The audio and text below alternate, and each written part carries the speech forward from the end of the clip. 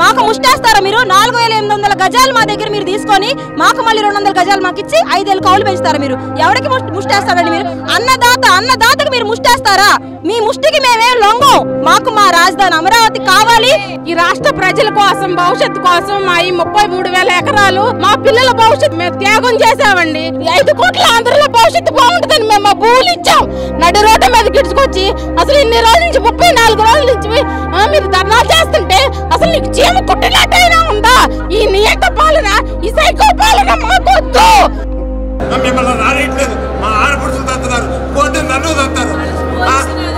వాళ్ళు పోలీసులు కాదు, చంద్రబాబు నాయుడు మీద తెచ్చిండే మా మీద ఎందుకండి? మాకెందుకు స్వామి కర్మ?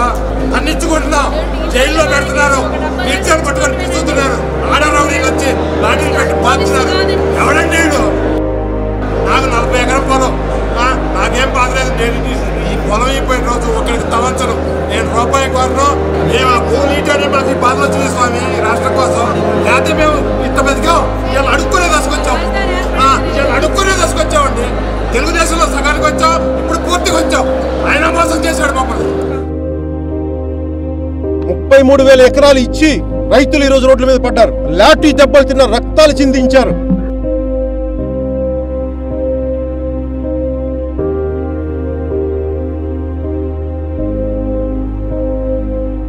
అరెకరం భూమి ఇచ్చిన రైతు కిరణ్ నాయక్ పోలీసు కొడితే అమ్మాయిని కూడా అరవలేదు. ఎందుకంటే గొంతు లేదు లోపల, తనకి మూగవాడతాను. ఎవడికి చెప్పుకుంటాడు తన ఈ బాధ? తన పడ్డ బాధ ఈ విశ్వాన్ని పాలించే భగవంతుడు వింటాడు. ఇది సర్వనాశనం చేస్తుంది వైసీపీ ప్రభుత్వాన్ని, సర్వనాశనం. మీకు ద్రోహం చేసిన ప్రతి ఒక్కడు సర్వనాశనం అయ్యే వరకు భగవంతుడు ఉపేక్షించడం.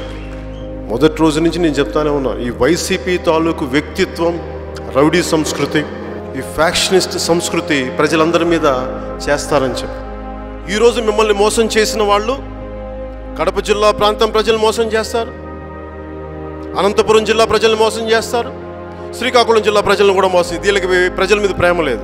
భవిష్యత్తులో అమరావతి ఇప్పుడు ఇక్కడే ఉండేలాగా, మిగతా ప్రాంతాల ప్రజలందరికీ ఇది మా రాజధాని అనిపించేలాగా జనసేన, బీజేపీ మేము ముందుకు తీసుకెళ్తాం.